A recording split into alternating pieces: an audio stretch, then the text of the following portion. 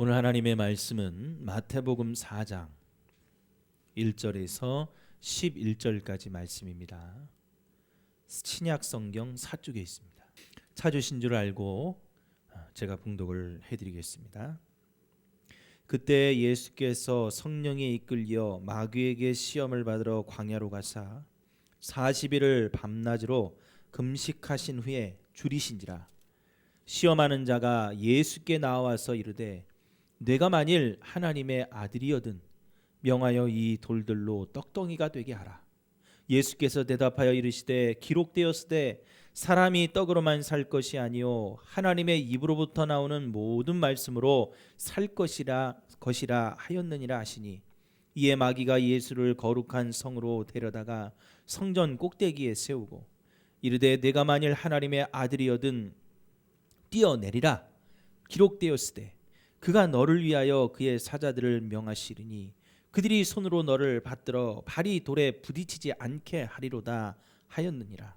예수께서 이르시되 또 기록되었으되 주 너의 하나님을 시험하지 말라 하였느니라 하시니, 마귀가 또 그를 데리고 지극히 높은 산으로 가서 천하만국과 그의 영광을 보여 이르되 만일 내게 엎드려 경배하면 이 모든 것을 내게 주리라. 이에 예수께서 말씀하시되 사단아 물러가라. 기록되었을 때 주 너의 하나님께 경배하고 다만 그를 섬기라 하였느니라. 이에 마귀는 예수를 떠나고 천사들이 나와서 수종드니라. 아멘. 할렐루야. 우리 설 명절을 주님의 은혜 가운데 잘 보내시고 또 이렇게 얼굴을 뵙게 되니 너무 감사하고, 특별히 유튜브로 또 방송으로 이렇게 영상 예배를 드리며 설교 말씀을 듣는 우리 성도 여러분들에게도 하나님의 은혜가 날마다 충만히 임하게 될 줄을 믿습니다. 자, 오늘은 세 가지의 시험이라는 제목으로 여러분들에게 말씀을 증거하려고 합니다. 예수님께서 공생애를 시작하시기 전에 거쳐가신 곳이 있었습니다. 그곳이 어디냐면 광야입니다. 광야는 우리가 흔히 알고 있는 사막이라고 생각을 하시면 됩니다. 어떨 때는 하나님을 생각하고 자신을 갈고 닦기에 더없이 좋은 곳이지만 인간이 살기에는 부적절한 곳이에요. 나무 한 그루, 풀 한 폭이 보이지 않고 아무도 만날 수가 없습니다. 한낮 동안에는 용광로처럼 뜨거운 태양이 열기에 막 끌어올라서 피할 곳이 없고, 한밤중에는 막 휘몰아치는 그 한기를 막을 수 없는 그러한 곳이 광야죠. 또 어쩌다가 하늘에서 떨어지는 빗물 위에는 살아가기에 필요한 물을 구할 수도 없는 곳이 바로 광야예요. 자, 그런 곳에 예수님이 성령의 이끌림을 받아서 마귀에게 시험을 받기 위해 광야로 가셨다고 성경이 증거를 하고 있습니다. 근데 저는 이런 생각이 듭니다. 굳이 시험 받을 곳이 거기밖에 없었을까? 저도 우리 목양교회 부임에서 40일 철야 기도회를 강단에서 했었는데요. 주님도 40일 금식, 그 금식을 하시고 또 기도를 하신 그것을 광야가 아니라 아버지의 집인 성전에서 그것을 하면 안 됐을까? 그런 생각이 듭니다. 꼭 광야이어야만 되는 이유가 있을까? 2000년 전 사람이 살 수 없다고 판단한 그 광야에도 여러분 사람들이 살고 있었습니다. 사람이 도저히 살 수 없는 광야에 사는 사람들은 보통 사람들과는 다른 사람들이었어요. 세 가지의 부류가 있습니다. 첫째는 탐심에 사로잡힌 사람들이요. 이들이 누구냐? 쉽게 말하면 도적이나 강도들을 얘기하죠. 광야를 가로지르는 상인들이나 일반 사람들이 어떤 물건이나 또 돈을 가지고 갈 때 그것을 뺏기 위해 광야에 숨어 사는 사람들을 얘기합니다. 그래서 누가복음 10장에 보면은 예수님이 선한 사마리아인의 비유를 하실 때 예루살렘에서 여리고로 가는 그 사람을 강도들이 나타나서 공격했다고 했죠. 이들은 어디서 갑자기 나타난 게 아니라 그 광야에서 사는 사람들이에요. 그러니까 예루살렘에서 여리고로 가는 그 길은 유대의 광야였어요. 오직 탐심에 사로잡혀서 그 광야가 열악한 조건임에도 불구하고, 야, 우리가 이렇게 조건이 열악하지만 이곳을 지나가는 사람들의 돈을 빼앗으면, 우리가 강도짓을 하면 여기서 우리는 살아갈 수 있어. 저기서 사는, 도시에서 사는 사람들과 어울려 사는 사람들보다 더 잘 살 수 있어. 탐심에 사로잡혀서 광야에 숨어 살고 있는 겁니다. 두 번째 부류는 증오심에 사로잡힌 사람들이죠. 이들은 성경에서 말하는 열심당원들입니다. 자, 무슨 얘기냐? 그 당시 이 유대 민족은 로마의 지배를 받고 있었습니다. 그래서 자기들을 지배하고 핍박하는 그 로마에 대해서 적개심, 증오, 반감을 가지고 있었어요. 그걸 키우면서 거기서 삶의 의미를 찾는 사람들이었습니다. 그래서 광야에 나가가지고 그 증오심을 가지고 그 악조건을 이겨가면서 언젠가는 이 노마를 몰아낼 때가 되면 우리도 가서 이 노마를 다 몰아내고 우리가 복수하리라. 그래서 광야에서 몸을 숨긴 채 살아가는 사람들이죠. 마지막 세 번째 사람들은 누구냐면 공포에 사로잡힌 사람들입니다. 하나님의 심판에 대한 공포에 빠져 있는 사람들. 하나님은 벌 주시는 하나님, 하나님은 심판하시는 하나님. 내가 예배 안 드리고 어디 가면 하나님은 내 삶에 벌을 주시고, 내가 하나님 앞에 온전히 하나님을 섬기지 않고 죄를 지으면 하나님은 나를 심판하시는 분. 무서운 하나님으로만 알고 있는 겁니다. 그러니까 이들에게는 하나님의 사랑이 없어요. 하나님의 사랑, 사랑의 하나님은 상상할 수가 없는 겁니다. 그래서 무서운 심판을 면하기 위해서 이들이 택한 방법이 뭡니까? 부모와 형제와 자식을 버리고 광야로 들어가가지고 수도 생활, 집단 생활을 하는 거예요. 지금도 이 시대에도 그런 사람들이 있죠. 우리가 하나님 앞에 이 세상 살아가다 보면 죄를 지으니까 그 죄를 짓다 보면 하나님을 잘 섬기기 힘들고 하나님 앞에 벌을 받을 거야. 그래서 우리는 들어가서 세상과 분리되었어. 절에서도 그러죠. 그 스님들이 속세를 떠나 이 세상의 욕심을 버리고, 그래서 절에 들어가 사는 거 아니에요? 머리를 깎고 모든 욕심을 다 내려놓고 그 절에 들어가는 거예요. 그것처럼 수도 생활을, 부모, 형제 모든 걸 다 버리고 광야에 있는 집단 생활을 하기에 이들이 들어가서 거기에서 살아가는 겁니다. 엄격한 규율과 율법으로 자신을 쪼아대고 얽매는 사람들이죠. 그리고 자신들과 같이 삶을 따르지 않으면 누구든지 정죄를 하고 규탄하는 사람들입니다. 중요한 것은요, 2000년 전에 광야에 살던 이들의 모습이 오늘날 이 시대에도 나타나고 있다는 거예요.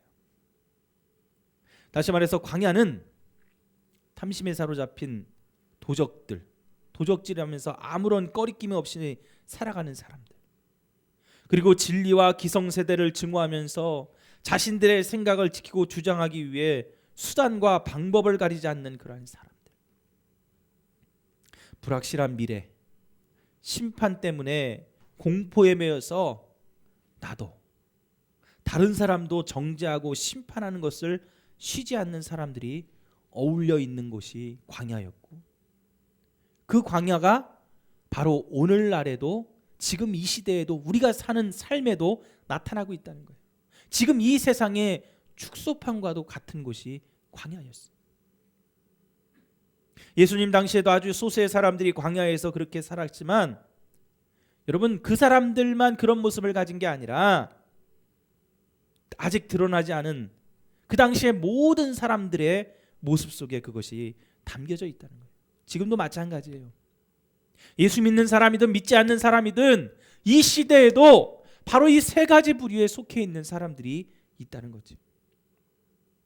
그래서 예수님은 공생애를 시작하시기 위해, 공생애가 뭐예요? 예수님이 이 땅에 오셔서 하나님이 예수님에게 명령하신, 예수님에게 주신 그 사명을 감당하는 기간이 바로 공생애죠. 공적인 생애. 근데 그것을 감당하기 전에 예수님은 광야로 가셨어요. 왜 가셨습니까? 사람들에게 천국 복음을 전하시기 전에 그 사람들이, 인간의 연약한 육체를 가지고 살아가는 사람들이 왜 어떻게 살아가는지를 경험하고 마귀가 어떻게 우리를 시험하고 있는지를 몸소 체험하기 위해서 예수님은 광야로 가셨어요. 그리고 단순히 그것을 체험하고 끝날 게 아니라 그것을 복음으로 영적으로 어떻게 극복하는지를 알려주기 위해서 광야에서 시험을 받으신 거예요.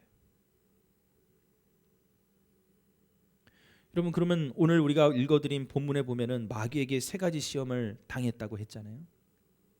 자, 마귀의 그 시험, 세 가지의 시험 문제, 그리고 어디서도 얻을 수 없는 정답 3개, 이 본문에 적혀 있는 내용은 그렇습니다.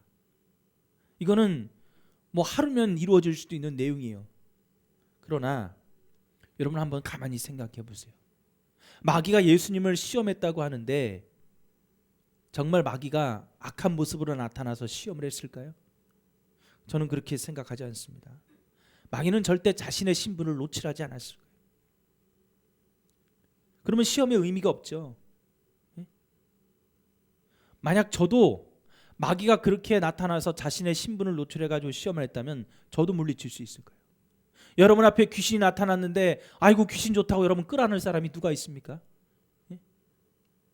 그렇지 않아요. 마귀는 오늘 자기의 모습을 다 감추고 그리고 나서 예수님을 시험했어요. 그러니까 여러분 좀 더 생각해 보면 지금 제가 좀 전에 말씀드린 이 세 가지의 부류, 광야에 살던 이 세 가지의 부류의 사람들을 통해서 마귀는 예수님을 시험했을 거라는 거예요. 자, 한번 보세요. 첫 번째로 탐심의 노예가 된 도적과 강도들입니다. 이들은 육체에 집착하는 사람들이죠. 이들을 통해서 예수님을 시험하려고 보냈을 거예요. 예수님은 광야에서 탐심의 노예가 된 도적들을 만났을 거예요. 강도들을 만났을 거예요. 마귀는 이들을 통해서 예수님을 유혹합니다. 야, 칼을 들이대면서 예수님에게 너 가진 거 다 내놔. 예수님이 가진 게 있습니까? 없죠. 근데 마귀는 알고 있었어요. 예수님이 하나님의 아들이신 것을, 그리스도이신 것을 알고 있었습니다. 그리고 묻죠. 그 사람들을 통해 당신이 정말 그리스도라면 우리가 원하는 만큼의 돈과 떡을 달라는 거예요. 당신이 하나님의 아들이니까 지금 여기 보이는 이 돌이 떡덩이가 되게 만들어 보라는 거예요. 여러분, 오늘날도 똑같이 탐심의 노예가 된 도적과 광도들이 있다면 어떤 사람들일까요? 그들은 육체에 집착한 사람들입니다. 육체에 집착한다고 하니까 어떤 복륜적인 것만을 생각하는데 그게 아니라 곧 나에 대한 집착이에요. 하나님보다 나를 더 우선시하는 거죠. 내가 지금 배고픈데, 내가 지금 어려운데, 내가 지금 힘든데 다른 걸로 신경 쓸 여유가 없는 거예요. 우선순위가 뒤바뀐 거예요.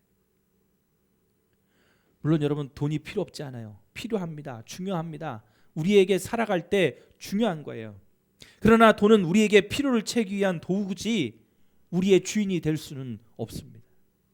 마태복음 6장 24절에 한 사람이 두 주인을 섬기지 못할 것이니 혹 이를 미워하고 저를 사랑하거나 혹 이를 중히 여기고 저를 경히 여김이라. 너희가 하나님과 재물을 겸하여 섬기지 못하느니라.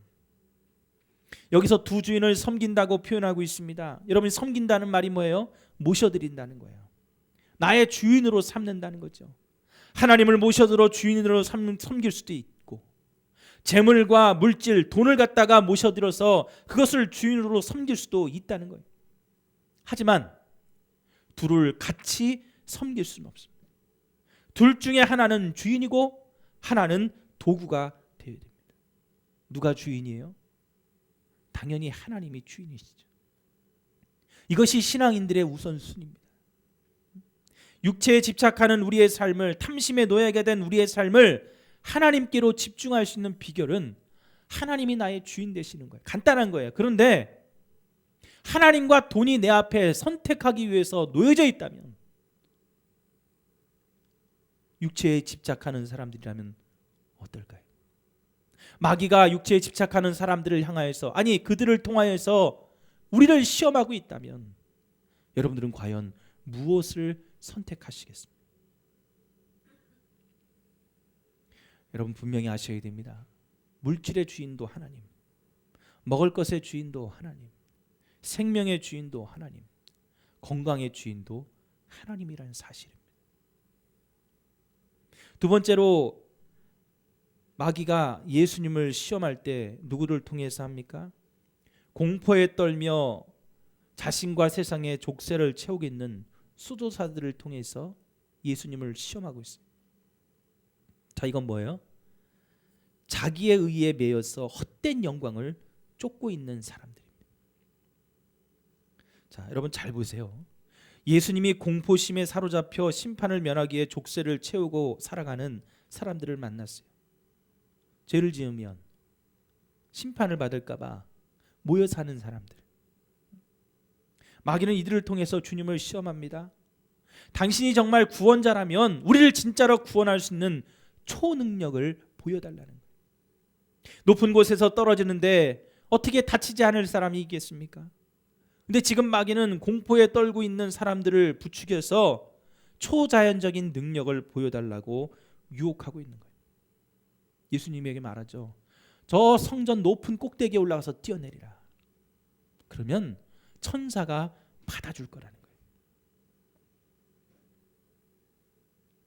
여러분, 만약 예수님이 높은 성전에서 뛰어내리는 그것을 통해 천사들이 막 날아와서 예수님이 뛰어내려서 다치지도 않고 쫙 무슨 영화처럼 또 아주 신비한 능력을 가진 하나님의 사람이라고 종이라고 사람들에게 보여진다면 처음에는 사람들이 쫓겠죠.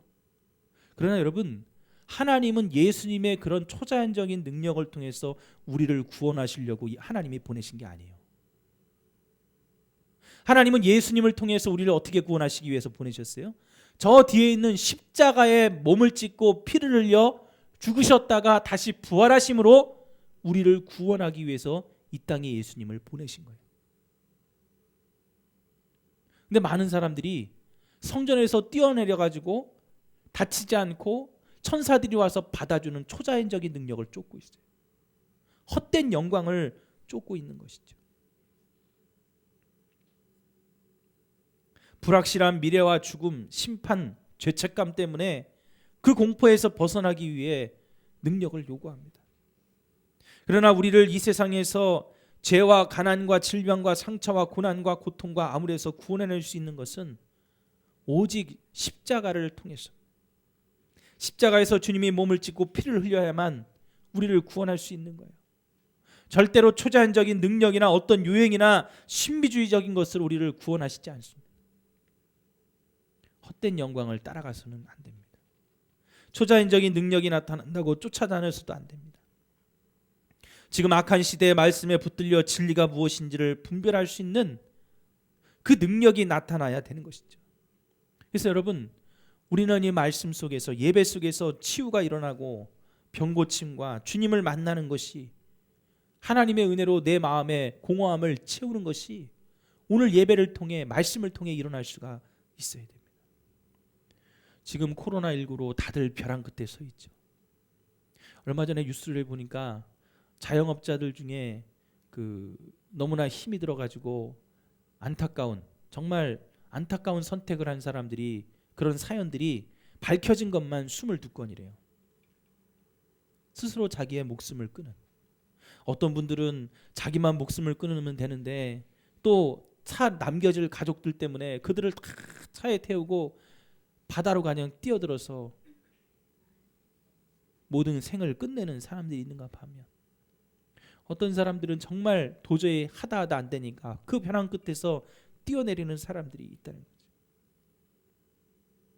지푸라기라도 잡는 심정으로 좌절하고 포기하고 안 되는 그런 상황 속에, 야 저기 가면 해결된대, 야 이렇게 하면 된다는 거야 라고 하는 사람들의 소리가 그들에게는 능력처럼 들려오는 겁니다. 근데 여러분, 우리는 정신을 바짝 차려야 해요. 마귀가 이 틈을 노리고 시험합니다. 고난이 없고 고통이 없고 어려운 일이 없는 사람이 어디 있습니까? 예수를 믿고도 우리가 마귀가 지배하는 이 세상에 살기 때문에 당연히 고통은 따라오는 거예요. 여러분 보세요. 지금 우리가 사는 이 지구, 이 세상은 지금 원래는 누구의 것입니까? 하나님의 것이다. 하지만 하나님은 하나님의 천사 중에 어떤 그 루시엘 천사장, 그가 하나님의 보좌를, 예수님의 보좌를 탐하다가 쫓겨났어요. 그래서 루시퍼, 마귀가 된 거예요. 그 마귀가 쫓겨나서 이 세상에 내려와 공중권세 잡은 자, 지금 이 우주와 이 지구를 다스리는, 지배하는 악한 세력이 됐단 말이에요. 그래서 쉽게 표현하면 하나님과 우리 사이를 어떤 막으로 이렇게 둘러싸고 있어요. 이 안에 막 안은 마귀가 지배하는 거죠. 그래서 하나님과 우리 사이 교통하는 걸 다 가로막고 있단 말이에요. 그러니까 지금 마귀가 지배하는 이 세상에서 살아가는 우리에게 고통은 당연히 있는 겁니다. 어려움은 당연히 있는 겁니다. 고난이 있고 우리를 유혹하는 시험이 당연히 있는 것입니다. 예수 믿고도 우리가 마귀의 지배를 받는 이 세상에서 살기 때문에 어려움이 당연히 있어요. 주님도 그것을 아셨기 때문에 광야로 가셨어요. 인간이 지금 느끼는 고통과 삶을 경험하시고 이걸 어떻게 해야만 이겨낼 수 있는지를 우리에게 알려주기 위해서 광야로 가셨다는 거죠.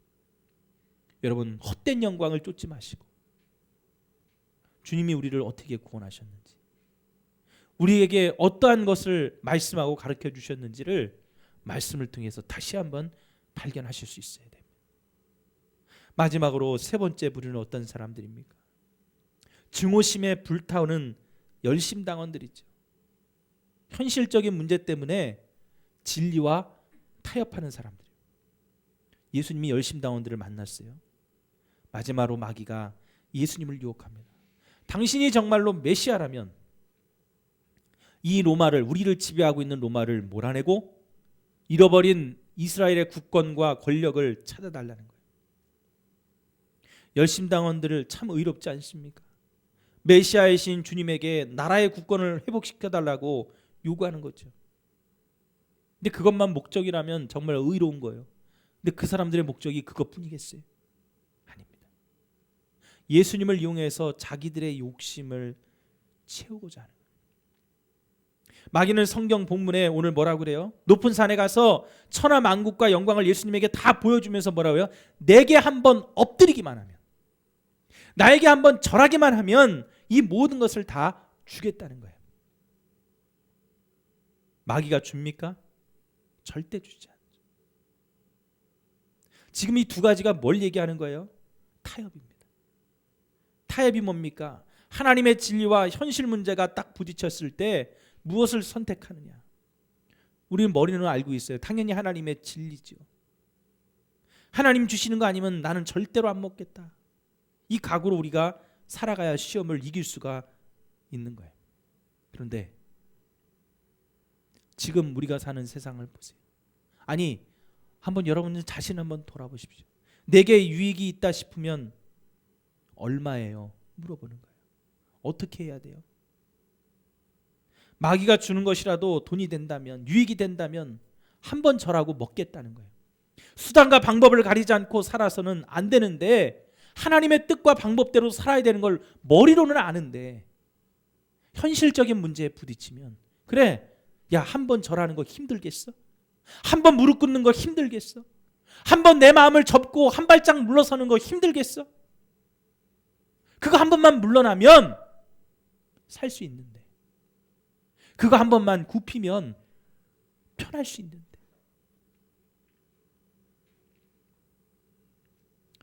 그 잡지에 이런 이야기가 실렸다고 그러죠. 어떤 바람둥이 영감이 저 프랑스 파리에 가가지고 밤에 젊은 여자를 유혹했답니다. 나하고 하룻밤만 지내면 1억을 주겠다는. 여자가 오케이 했어요. 근데 승낙하고 오케이 하자마자 이 바람둥이 영감이 돈을 깎기 시작했어요. 야, 1억은 조금 많지 않아? 5천만 원만 줄게. 이 여자가 오케이. 근데 또 같이 길을 가다가 3천만 원으로 1,000만 원으로 깎았어요. 그랬더니 이 여자가 화를 내는 겁니다. 도대체 말이야, 사람을 어떻게 보고 그래?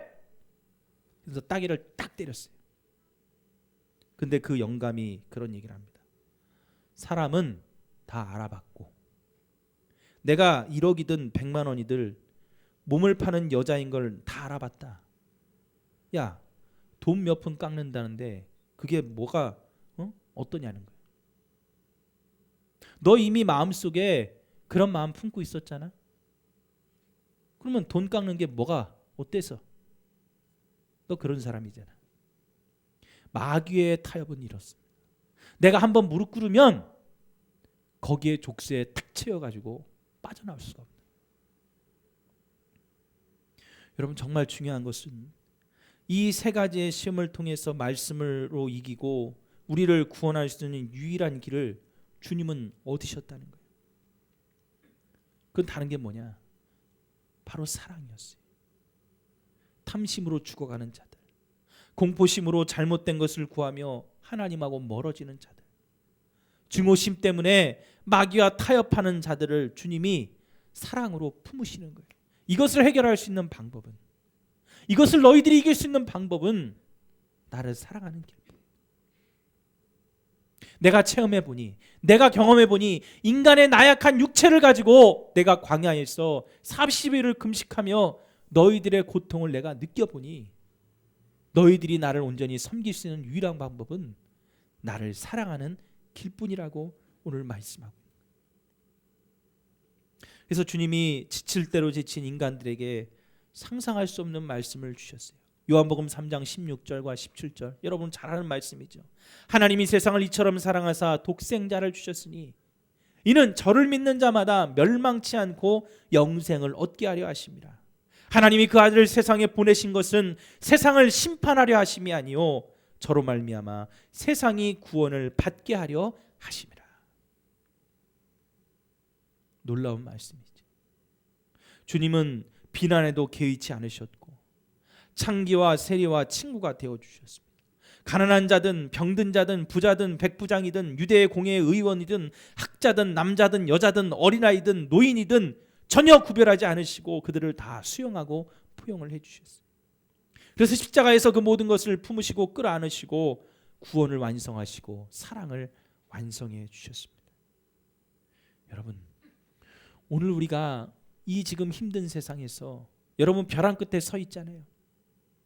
여러분들 지금 누구 하나 힘들지 않은 사람이 없습니다. 교회도 다 힘들어요. 사업하는 자영업자들도 다 힘이 듭니다. 안 힘든 사람이 다 벼랑 끝에 서 있어요. 다 아우성치고 있고 이 나라를, 정부를 욕하고 있고 여러 가지로 그 마음속에 증오와 탐심과 여러 가지 많은 마음들을 가지고 지금 다 살아가고 있어요. 근데 여러분, 이거를 다 어떻게 이겨내시겠습니까? 오늘 예수님은 그 광야에서 손수 보여주셨어요. 우리의 연약한 육체를 가지고 진짜 40일을 금식하시면서 마귀에게 시험을 받으시면서 그 사람들에게, 광야에 사는 사람들에게 시험을 받으시면서 오늘 우리에게 말씀하고 있는 거예요. 회복할 수 없고 치유할 수 없고 이겨낼 수 없는 시험과 고통과 고난을 당하고 있더라도 주님이 이겨내셨듯이 주님을 믿는, 하나님을 믿는 너와 너의 가족들은 오늘 똑같이 이 모든 시험들을 이겨낼 수 있다는 거예요. 나를 사랑한다면, 주님을 사랑한다면, 하나님을 사랑하는 마음으로 나아간다면 이 모든 것을 이겨낼 수 있다고 오늘 말씀하고 있는 겁니다.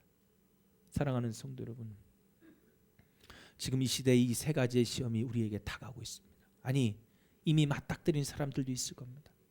선택의 기로에서 내가 무엇을 선택해야 될지, 어떻게 살아가야 될지 갈팡질팡하며 내 마음속에 고뇌를 하고 번민하고 있는 사람들이 많을 겁니다. 반드시 기억하십시오. 분명히 주님은 이미 이 시험들을 다 이기시고 우리에게 방법을 알려주셨습니다. 여러분들이 주님을 사랑한다면, 하나님을 사랑한다면 오늘 시험을 넉넉히 이기고 주님이 우리에게 주시는 그 은혜와 복을 받아 누리게 될 것입니다. 오늘 이 모든 것을 이겨내고 정말 하나님이 주시는 그 은혜와 확신과 사랑과 또 복이 저와 여러분들의 삶에 넘쳐기를 간절히 축원합니다. 다 같이 기도하시겠습니다.